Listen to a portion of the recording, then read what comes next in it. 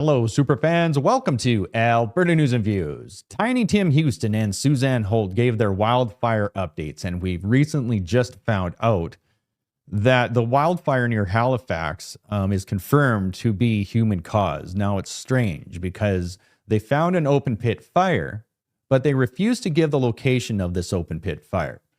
Now, this whole thing, this banning the hiking in the forests, the fines, it changes every single day. It went from, we got to keep you out of the forest because you may cause a fire. That was ridiculous. So they pivoted to, it's for your safety. It's for your safety. You're going to pull resources. We just can't have that.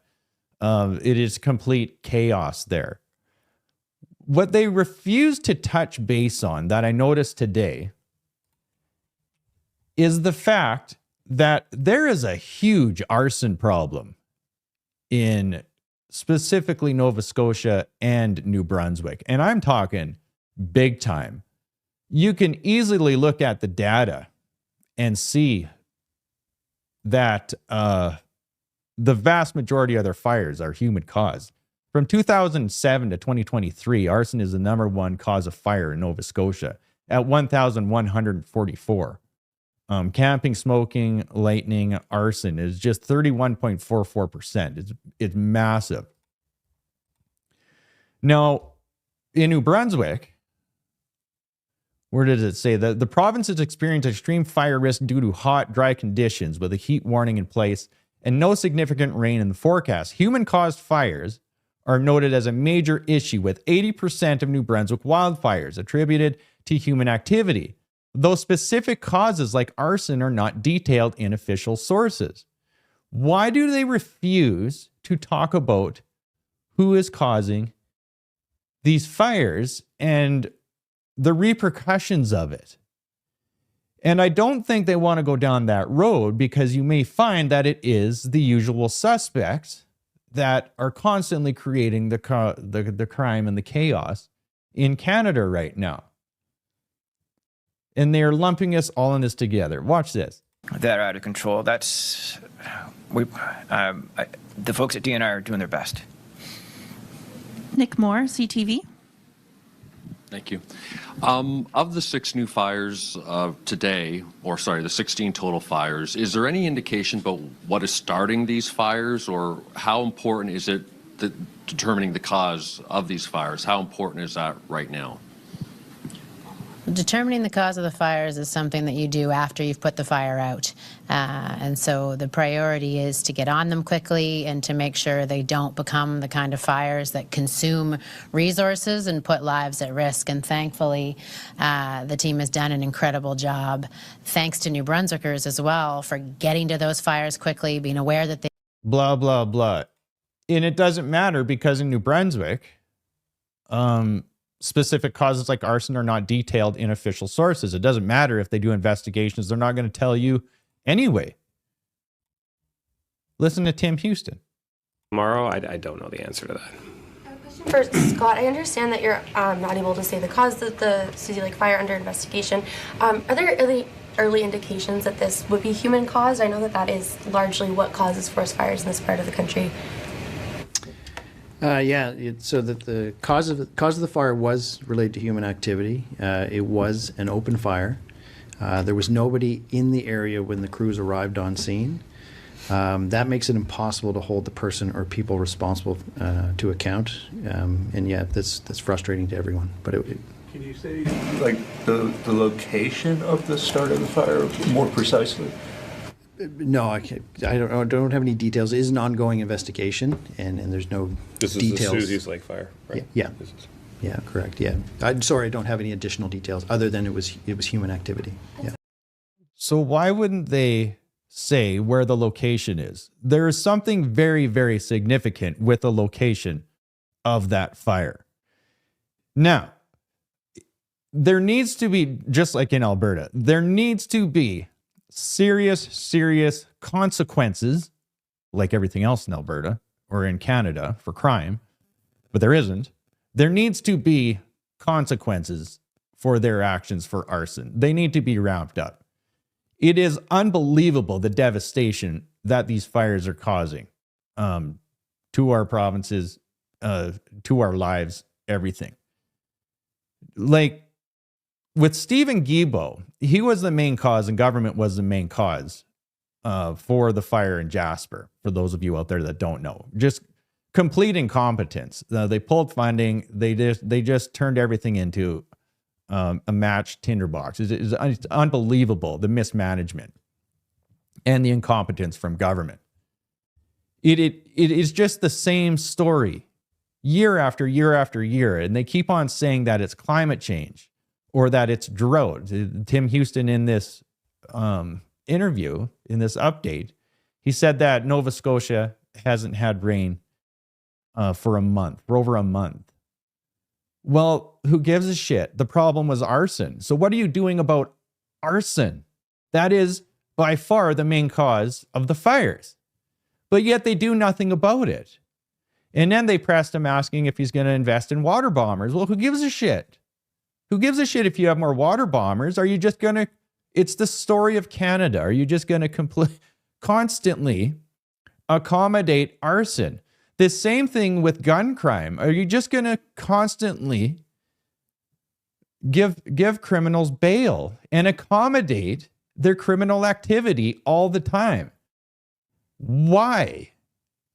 Big question mark. Why is it always like this? And the answer is because Canadians go along with it. Tim Houston is saying, be human, be a good human, and stay out of the forest. This is complete government failure on so many levels, and Canadians are putting up with it. They're fine with it because it's going to happen again and again and again because there are no consequences for their actions. Continuing on from Dan Mazier. Breaking news. Big shocker. Conservatives are calling for an investigation into foreign corporations cashing in on Canadians' blood. We said this was going to happen. The Globe and Mail reports that Spanish drug maker Grifols, I hope I am saying that right, Grifols, I have no idea, is selling products made with plasma obtained from Canadian blood donations despite Canadian Blood Services promising that nothing would be sold offshore. So obvious. Now we've uncovered that Brookfield Asset Management has been aggressively trying to buy Grifols over the last year. Carney is personally invested in Brookfield and could personally profit if a takeover goes through. Canadians' blood donations should save lives here, not line the pockets of foreign corporations or the Prime Minister. Conservatives are demanding the Health Committee launch an immediate investigation, and nothing will happen. Nothing will come of this, but at least you know that another conspiracy theory has been proven correct. Now, what do they do with the plasma? It goes into lots of beauty products. Adrenochrome, you can look up anything like that. I'm not going down that rabbit hole. It's absolutely disgusting. Lisa Robinson, she is the Pickering City Councilor, and she just drops truth bombs like crazy. I'm just going to give you this headline. I'll put this video up on Substack probably tomorrow for her. She's got great stuff. Give her a follow. It's hilarious, the stuff that she says. Nexus drops gender ideology. Canada forced back to male or female. Nexus is like the passport thing. So in Canada, you used to be able to select X for your gender. Well, because the United States, Donald Trump, President Trump, passed the law, I believe it was an executive order, that they recognize just two genders, male and female. Now Nexus and Canada, it's just you're male or female again. And it's hilarious to me because Canada constantly pushes back against all this crap. And then no matter what, the United States is always years ahead of us, and we're caught just dragging our knuckles on the ground. Canada just scrapped non-binary Nexus IDs after U.S. rules demand male or female. Reality wins over ideology, and this could be the start of a return to common sense. It is just hilarious that Elbows Up despises the orange man and he just wins indirectly all the time. Like I said, I'll post a video from Lisa Robinson. I'll post this on Substack tomorrow. Living in Canada is extremely frustrating because people here are just, they have mind control. They have no idea what it's like out there in the real world. And when you see videos of other countries winning and being prosperous, it is just so frustrating, especially living in Alberta. With Alberta independence, we could have this life. We could have this reality, this normalcy. This is China. Now, one of the main reasons the city is like this is because it's full of Chinese people. They're all on the same page. They don't have nearly the societal problems like we do here. Now, I'm not praising socialism or communism, but my point is we could have a city like this with an open, free, capitalist market. Freedom, liberty, justice. All roads lead to Western independence. Edmonton, Calgary, Grand Prairie, Red Deer, our cities. Our cities could be safe, lit up, beautiful. People need to wake up to the reality that we are tax slaves and our money is going to the blob. It is going to the corporate commander, disgusting blob that has taken hold of our country and our lives. We could get out of it. We could get independence and create a life that we want. I will keep you updated with as much as I can when I can. All of you out there, like, share, and take care, and follow me on Substack and YouTube.